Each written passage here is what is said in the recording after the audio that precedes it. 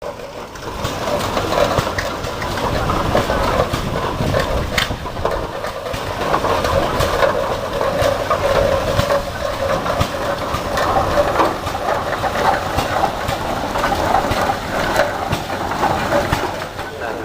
engine coming through is one that I own, and my wife, Charlize, from Rogersville, Missouri. It's a 30 horsepower case built in 1911. I bought it about 10 years ago from the Raymond Sargro family. Raymond bought the engine down by Mammoth Springs, Arkansas, in about 1961 or 2. It was in pieces. He bought it from the fella, brought it back here, and put it together. He ran it for a good number of years, and then I was able to purchase the engine and continue to show it here at the Ozarks Steam Engine Association. But Brian Worson from Donaldson, Iowa, he comes down each year and runs the engine for me, does a fine job, and we appreciate him running the engine for me. Model that the start zone, Charlie built the little grader last year, I think, that was pulling behind it, and it is functional, and he can drop that blade and grade the track if he wanted to. But it makes a nice little setup. It's a scale model of a grader blade to go along with this engine. So we're happy to have this little engine coming through with Luke Elliott, and he does a fine job running it. So how about a whistle there, Luke? 1920. And in 1927, the engine was bought by the Stark family, Charlie's dad, and gave $2,000 for this engine. It was repossessed by the Advanced Friendly Corporation out of Kansas City, I believe it was, their branch office, and we repossessed it. The Stark family was able to buy it. This engine back in 1927, they paid $2,000 for it, and $1,000 for a separator. But this engine has been in this part of the country for most of its life. It's thrashed many additional grain and installed many aboard feet of lumber. So very nice engine, 20 horse, advanced friendly, built in 1920. And Shelly Elliott from Astro running the engine this afternoon. And she has also got a Dutch oven in for Shelly.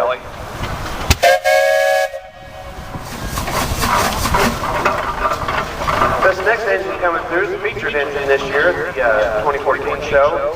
When you came through the gate on your button, the picture that's on there is the steam engine here. This is the oldest engine we have on the ground. It's built in 1893, owned by Louis McCaffey of Sparta, Missouri, and Junior McCaffey, his grandson, is operating the engine. Again, this is the oldest engine we have here in operation on the ground. That makes it about 121 years old. And Louis McCaffey, he's sitting there on the back of the engine. He's our charter member of the Ozarks Steam Engine Association. He's the one that's responsible for getting this show.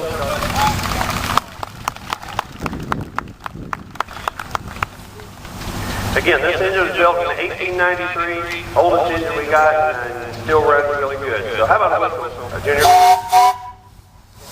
Here, Travis Brummett from Carthage, Missouri. He takes care of the engine, does a fine job. And we might see him later on this weekend over on the threshing machine or the sawmill or something. But a nice good sound engine, Emerson Branningham, built in 1919. How about a whistle there, Travis?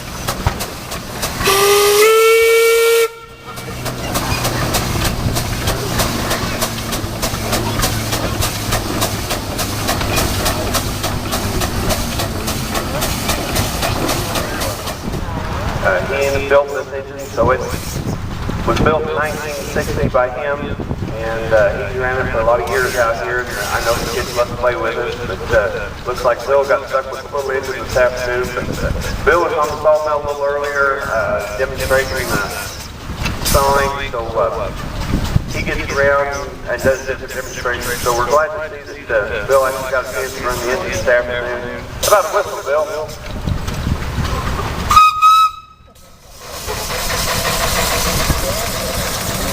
Texas. So we bought this engine several years ago, and we've shown it here at our show here for several years now. And I think when he brought it in, I had to have some work done to it, but he's got it up and running. So Toby Webwell of Lubbock, Texas, and Gordon Garrett from Battlefield, Missouri, is on the engine helping this afternoon. So a nice little model of a Gar Scott built in 19. On the drawbar, 75 on the bell.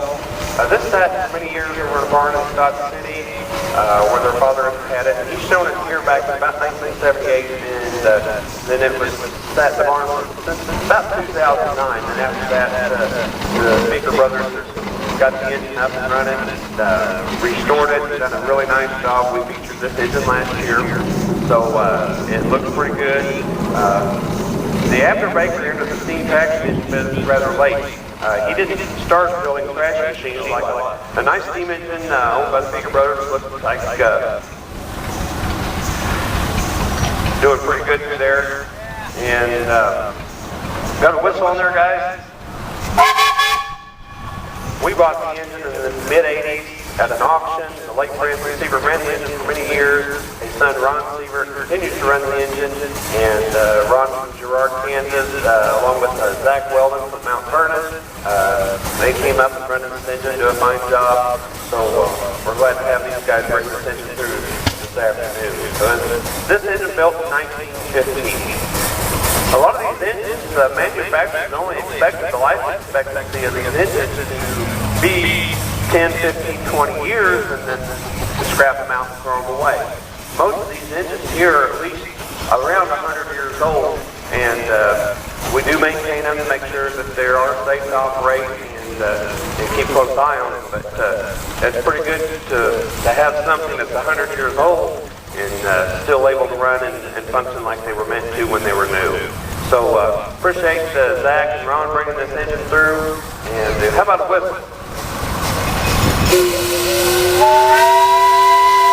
A long blast on the whistle, and that meant lunchtime, and they would break and from threshing or whatever they were doing, go eat lunch, and then get back to work. But if you needed water or waiting on a bundle wagon or something like that, they had whistle code. That was the way of communication back in the day. Next engine we have coming through is owned by the Carter family. Ed Carter from Willard, Missouri is running this engine. It's a model of a Buffalo Pit. He bought from the late Roy Kloppenberg, and the Carter family, they've had the boiler redone and continues to show the engines, and has a nice little display. I think Ed was selling a little bit of lumber over on the north side of the ground by the stationary steam earlier today, and put this engine to work. But nice little engine. This is probably what, quarter scale lead? It's a smaller size, but again, the manufacturers didn't build them this size, so these had to be made. You guys can keep about something like that. Next one we have coming through, this is kind of the transition between the steam engines and the tractors. This is the Run the Oil pole owned by Frank Stark of Stratford, Missouri. Steve Perkins and Sam are on the tractor this afternoon. This one was built about 1920 or so. It's a 2040, in just a few minutes coming through. The next little engine is a model of the 2040 owned by Charlie Stark, and it looks like Charlie got to run it this afternoon. Usually one of his grandkids gets to run it, but Charlie built this in his garage several years ago, and he copied it off of his model, or the tractor just didn't come through, and scaled it down and made a fine looking model with this. He takes it to several shows and displays it and takes it out to Farm Fest and different things. But very popular with the kids, nice running little tractor, and I think Charlie's done a fine job making a replica of this. So Charlie's president of the Ozarks Steam Engine Association, and I enjoy working with him. And was used in Waynesville show for several years. Nick bought the engine at Farmington, Missouri back in 2012.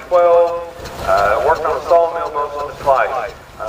Earlier today I asked Nick if he would be willing to go on the sawmill down here, and he just got done with that just a few minutes ago. But the engine is a nice sound engine, a nice looking engine, well restored. So we're happy to have Nick from Seneca bring this engine over and display it here. 65 horsepower case, again built in 1919. So thanks Nick for bringing that through, and a nice job on the sawmill earlier, and a nice looking engine. How about a whistle, Nick? Yeah, I do.